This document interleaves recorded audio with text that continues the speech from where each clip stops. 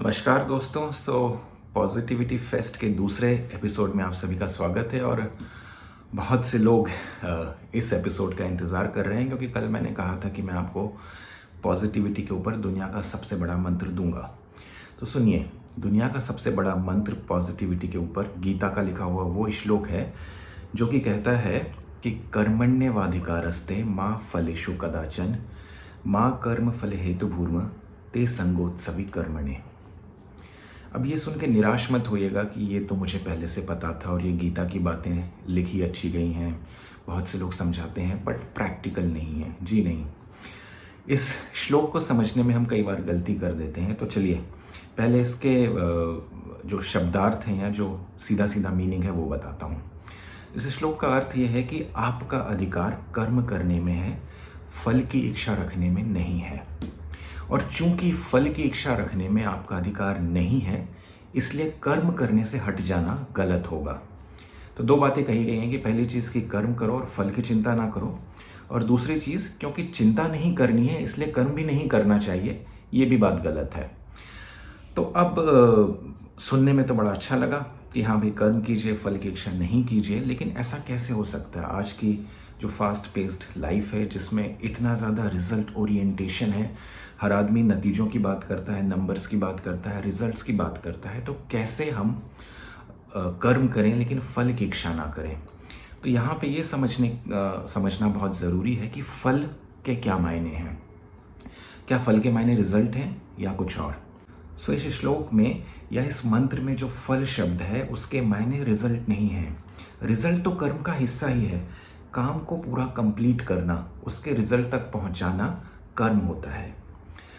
जो फल है उसके मायने होते हैं रिस्पॉन्स या रिटर्न। सो कहने का मतलब यह है कि आप काम को रिजल्ट तक पहुंचाइए लेकिन रिटर्न की चिंता मत कीजिए।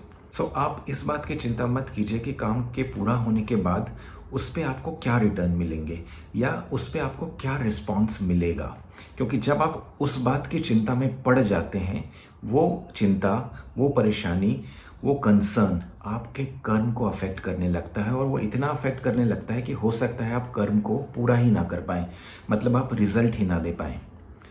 सुनने में फिर से किताबी और फिलोसॉफिकल लग रहा है, तो चलिए मैं आपको एक बहुत ही प्रैक्टिकल एग्जांपल देता हूँ जो रियल लाइफ में हम सभी ने देखा है। सन 2007 वर्ल्ड कप T20 का फाइनल मुकाबला, इंडिया और पाकिस्तान आमने सामने थे और आखिरी ओवर में आमने सामने थे मिसबाह-उल हक और जोगिंदर शर्मा।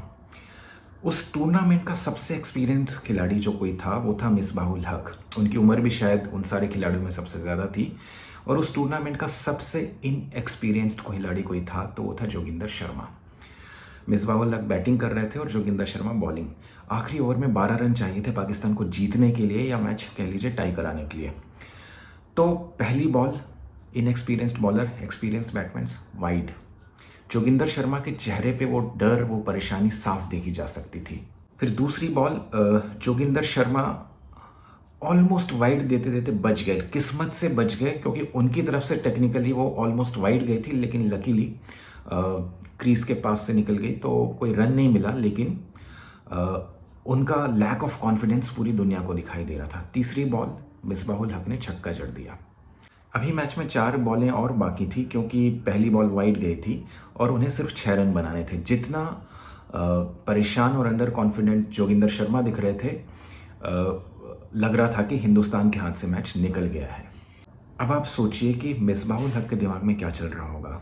उन्हें लग रहा होगा कि ये उनके करियर का लगभग आखिरी सा मैच है और वो एक बाउंड्री के साथ ये वर्ल्ड कप जीत सकते हैं और पाकिस्तान के इतिहास में अमर हो सकते हैं, बल्कि इंटरनेशनल क्रिकेट के इतिहास में अमर हो सकते हैं। उन्हें ये भी याद आ रहा होगा कि यदि वो हार जाते हैं तो ना केवल वर्ल्ड कप हाथ से जाएगा पर बहुत सारी परेशानियों का सामना करना पड़ेगा, बहुत सारी बैड प्रेस का सामना करना पड़ेगा, उनके देश में जो फैंस का रिस्पॉन्स है वो भी सामना करना पड़ेगा। और यही सारी परेशानियां, यही सारा टेंशन जोगिंदर शर्मा के चेहरे पे दिखाई दे रहा था, बल्कि और ज़्यादा दिखाई दे रहा था क्योंकि उनके करियर की शुरुआत थी। फिर अगली बॉल के ठीक पहले महेंद्र सिंह धोनी क्रीज के बीच में आते हैं और जोगिंदर शर्मा को बुला के कुछ बताते हैं। वो उनसे बोलते हैं कि देखो, तुम एक ऐसी बॉल करो जिसमें मिसबाह-उल हक की तरफ से कैच उठे। और चिंता मत करो, यदि बाउंड्री लग गई, वो मैच जीत गए, तो हार की जिम्मेदारी मेरी। तुम सिर्फ कोशिश करो कि एक कैच उठाना है। तो इसके बाद जोगिंदर शर्मा ने जो बॉल की उस पर कैच उठा, श्रीसंत ने कैच पकड़ा और पूरी दुनिया जानती है कि हिंदुस्तान ने वो वर्ल्ड कप जीत लिया था। तो यहाँ पे दो लोग थे, मिसबाहुल हक और जोगिंदर शर्मा। मिसबाहुल हक के दिमाग पे सिर्फ और सिर्फ रिटर्न्स और रिस्पॉन्स घूम रहा था कि हार गए तो पता नहीं क्या होगा, और जोगिंदर शर्मा के दिमाग में से वो रिस्पॉन्स और रिटर्न का टेंशन महेंद्र सिंह धोनी ने हटा लिया था। उन्होंने उसे सिर्फ रिजल्ट पे फोकस कराया कि तुम बस कैच उठाने की कोशिश करो, ये मत सोचो कि बाउंड्री लग जाएगी तो क्या होगा, और बाउंड्री लग गई तो मेरी जिम्मेदारी है। तो जब उन्होंने रिटर्न को रिजल्ट से डिटैच कर दिया, एक नौसिखिए बॉलर ने, जिसने अपने लाइफ में उतने मैच नहीं खेले थे जितने सालों से मिसबाहुल हक खेल रहे थे, उसका विकेट लेकर हिंदुस्तान को वर्ल्ड कप जिता दिया। परफॉर्मिंग आर्ट्स में ये कई बार होता है कि जब जीत का प्रेशर आ जाता है तो बहुत बड़ा कलाकार भी परफॉर्म नहीं कर पाता है। जब जीत का कोई प्रेशर नहीं होता तब वो कलाकार बहुत नेचुरली, बहुत अच्छे से परफॉर्म कर पाता है।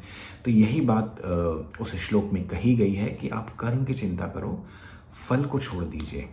जो फल है वो वापस मिलेगा, कभी ना कभी, कहीं ना कहीं ज़रूर मिलेगा। लेकिन क्या फल की चिंता छोड़ देना इतना आसान है? क्या हम रिटर्न से अपने आप को सही में डिटैच कर सकते हैं? साल भर मेहनत करते हैं, फिर प्रमोशन नहीं होता तो बुरा लगता है। बहुत मेहनत करते हैं लेकिन इंसेंटिव्स नहीं मिलते या बोनस अच्छा नहीं मिलता है तो बुरा लगता है। तो कैसे उस स्थिति में अपने आप को समझाया जा सकता है? कैसे अपने आप को उन परिस्थितियों में भी, जब आप कर्म कर रहे हैं, रिजल्ट भी दे रहे हैं लेकिन रिटर्न नहीं मिल रहा है, अपने आप को पॉजिटिव रखा जा सकता है? ये बात मैं कल के वीडियो में बताऊंगा। Thank you. देखते रहिए पॉजिटिविटी फेस्ट और भी लोगों को इसके साथ जोड़ते रहिए। Thank you.